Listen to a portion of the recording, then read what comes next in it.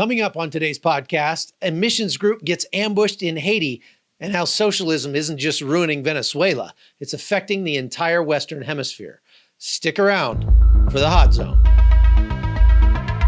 This is the Hot Zone.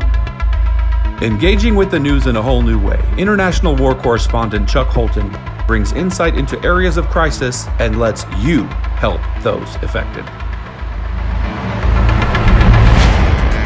Hey folks, today I want to talk about how Venezuela's cancer is affecting many of the countries in Central and South America today.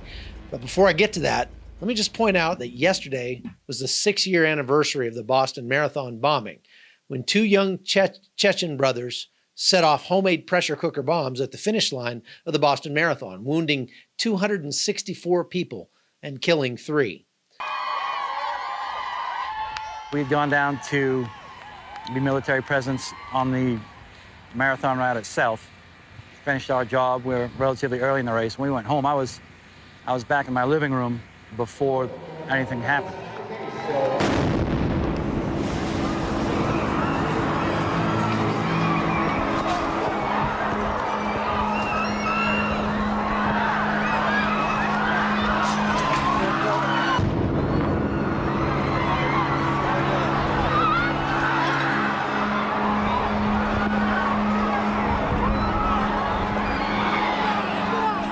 We had soldiers from my unit were in the race. In fact, one of them was about a half mile from the finish line when the explosions happened. I did hear kind of something in the far distance. I had no idea what it was. And I did have my phone on me, and my sister told me what happened. And I was scared, frightened, had, realized that really no one around me had no idea. We didn't realize anything horrible had happened until our daughter called us. She had been at Fenway Park at the Red Sox game.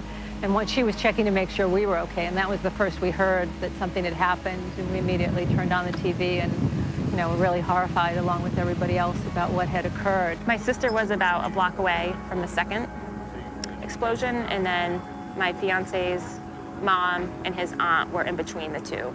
To just get that information kind of puts all that out the window, and then you're scared, frightened, startled. You get upset, defensive, and angry, and at the same time, in this position, protective.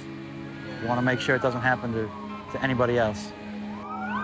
With more than 100,000 foreigners every month crossing our border illegally, many of whom are looking to claim asylum in our country, it's worth pointing out that both of those terrorists who perpetrated that attack in Boston were migrants whose family had applied for and received asylum in the United States in 2002. They'd received the full benefit of living in America, to include receiving scholarships to attend the University of Massachusetts at Dartmouth. From outward appearances, they were fully assimilated into U.S. culture. They spoke English without an accent, until they weren't, I guess, assimilated. Most people don't know the brothers were later implicated in a triple homicide that took place 2 years before the bombing in Boston. Few remember that they were also found to be selling drugs. One died in the massive manhunt when he was run over by his brother trying to get away from the police. The other was captured soon after, hiding in a boat. He scrawled a message on the inside of that boat while he was hiding there, which admitted to the attack and claimed the U.S.-led wars in Iraq and Afghanistan as justification. He also wrote, quote, "When you attack one Muslim, you attack all Muslims," unquote. And if you think about that, that's a very problematic worldview that's shared by many of different affiliations throughout the world, not just Muslims.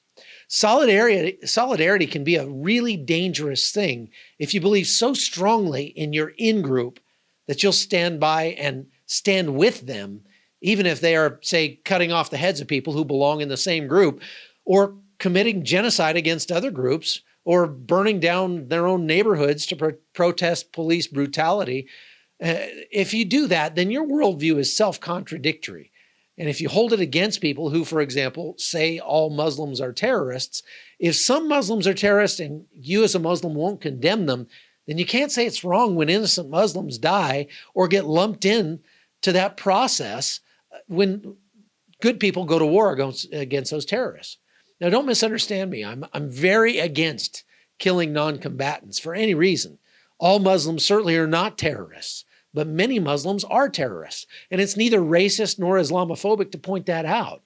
If more Muslims were willing to condemn their fellow Muslims who commit terror instead of standing in solidarity with them, there'd be a lot less actual Islamophobia and collateral damage going on in this world. Listen, when a disturbed white guy who claims some form of Christianity goes and shoots up a mosque or something, true Christians around the world immediately and forcefully condemn him. When he's killed in a hail of gunfire by police, we're grateful he's been stopped. We don't go on a tirade against the cops for killing one of ours because we truly believe he's not one of ours.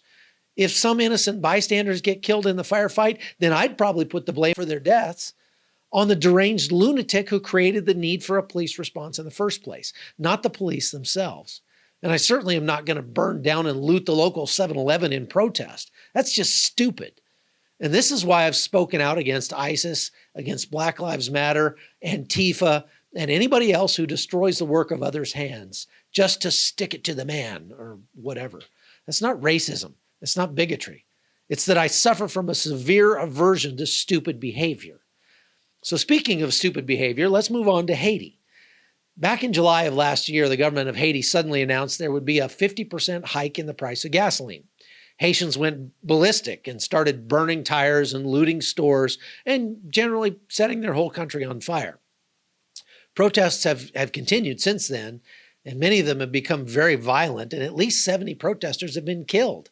So why would a government suddenly hike the price of gasoline by 50%? Well, let's go back to Venezuela. Back in 2005, Hugo Chavez began a program called Petrocaribe, where it tried to extend its influence around the Caribbean and Latin America by offering super cheap prices for gasoline to those countries. He offered to sell his neighbor's Venezuelan crude for anywhere from 5% to 50% of its actual price, with the remaining difference between the sale price and the actual market price of the oil converted into a super low-cost loan of 1% interest payable over 25 years. In this way, Hugo Chavez was attempting to make most of his neighbors beholden to his country so that he can influence their choices on the international stage when it came to the Organization of American States or any other organizations, even the United Nations. Hopefully, they would vote in such a way that it would benefit Venezuela. Well, this worked pretty well for a while, and especially in Haiti, where the government sold gasoline to its citizens at a higher rate than it was receiving from Venezuela, and then pocketed the difference. Now, supposedly that difference was going to go to infrastructure projects, schools, hospitals, and the like, to help Haiti recover from the 2010 earthquake, which essentially destroyed their entire economy. I mean, they say that the damage caused by the earthquake was equal to 120% of their gross national product. I've never seen anything like that before. That's unbelievable. Instead, and to nobody's surprise, Haitian politicians ended up putting most of that money in their pockets, along with a large chunk of the $7.5 billion that's been given by private donors like you and me, as well as almost $3 billion more given by the U.S. government to help Haiti recover from the earthquake. Much of that was misappropriated, as we all know, by the Clinton Foundation. There's a hotel in downtown Port-au-Prince that I think cost $1.3 billion to build. And here we are over 10 years later, it's not finished yet. But as Venezuela's economy has spiraled out of control, they're no longer able to ship cheap oil to their neighbors. And this is causing instability all around Latin America in places like Nicaragua and Honduras, and especially in Haiti. Now that the golden goose has stopped laying eggs, so to speak, the Haitian politicians are having to face the music because they can no longer afford to sell gasoline at a discount to their own people. So really what it is the Haitian people are going to have to pay actual market prices for gasoline, and that's quite a bit more than they were paying. And the people are realizing that the infrastructure they were promised is never going to get built because all that money went into somebody's pocket. And they're mad, really mad. But does mad equal burn down your own neighborhood? Does mad equal loot your neighbor's stores? I don't think so. If smart people get mad, they don't wreck the things that they need to live on. If smart people get mad, they wreck the people who caused the problem. Now, anyway, add that to the problem of inflation of the Haitian currency, the goud, which has not yet reached the mind-boggling levels we're seeing in Venezuela, but nonetheless is really causing serious hardship in Haiti. It was already the poorest country in the Western Hemisphere, but now they're saying prices are doubling and even tripling. So Venezuela's implosion is also causing political unrest in Nicaragua, where the government's having to cut back on social programs now that the money's drying up, along with the oil from the Maduro regime. Honduras's problems have been exacerbated by what's happening in Venezuela, and they've even caught Venezuelan operatives fomenting protests and violence inside Honduras. So Brazil and Colombia are feeling a massive impact. Over 2 million Venezuelans have fled into those countries, and even Panama is suffering with nearly 100,000 Venezuelan refugees. So look at it this way. When a house in your neighborhood falls into disrepair, and the guy who lives there throws his trash all over the place and doesn't mow his lawn, keeps a pack of mangy dogs around and throws wild parties and, let's say, maybe gets raided by the police once a week, his bad choices inflict real damage on everybody else in the neighborhood. A person's good or bad choices don't just affect that person. I've always tried to teach this to my kids. It affects everybody around them, their family especially. And this is why Venezuela is such a problem for the Western Hemisphere.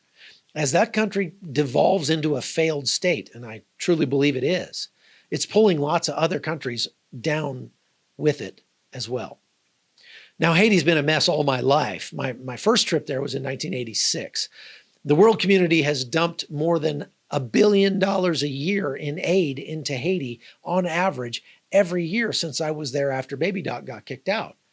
And I mean, I saw people at that time getting stoned in the streets because they had supported the previous regime. I believe that's exactly what we're going to see in Venezuela once the Maduro regime actually falls. And that's going to happen sooner rather than later. I truly believe that. But I was also in Haiti the year before the earthquake, and it was worse then than 1986. And the country's 10 times worse today than it was back then. Right now, 25% of their entire GDP comes from external remittances, people that live in the United States who have emigrated, they work in the US, and they send their money back to Haiti. That means Haiti would completely implode if it weren't for the 20% of their citizens who live outside the country. That is a very bad place to be.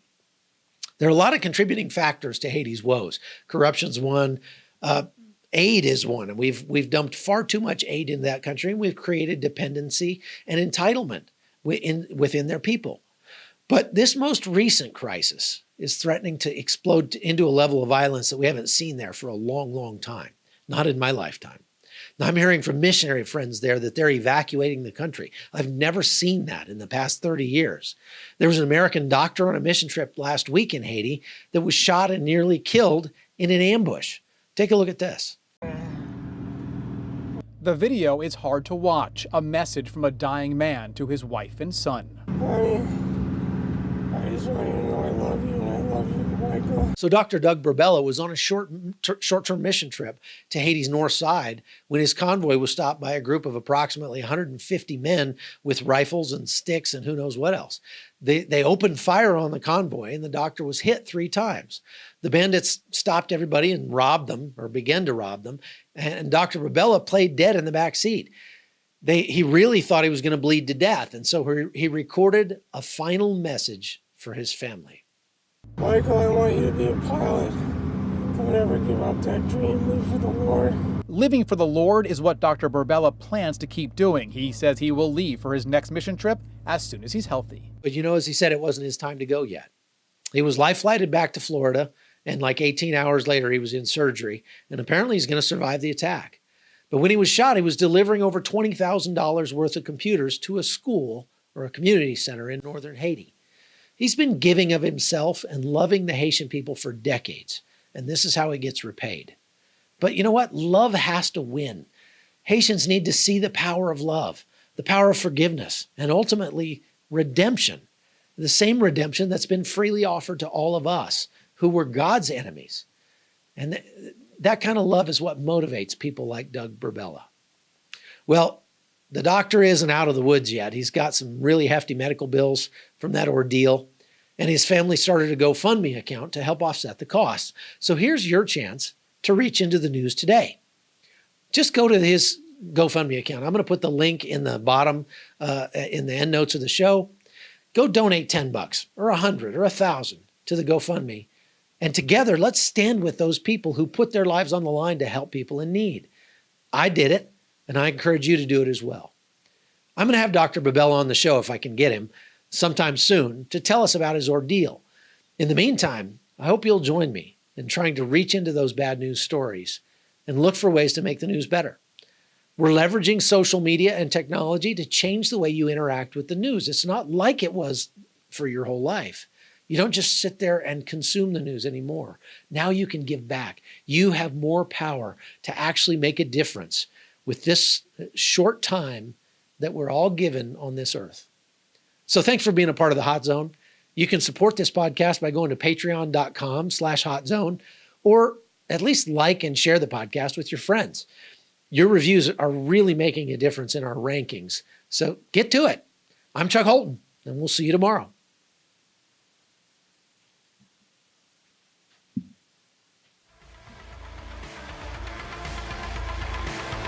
The Hot Zone is produced by Amy Holton and Livefire Media. Copyright 2019.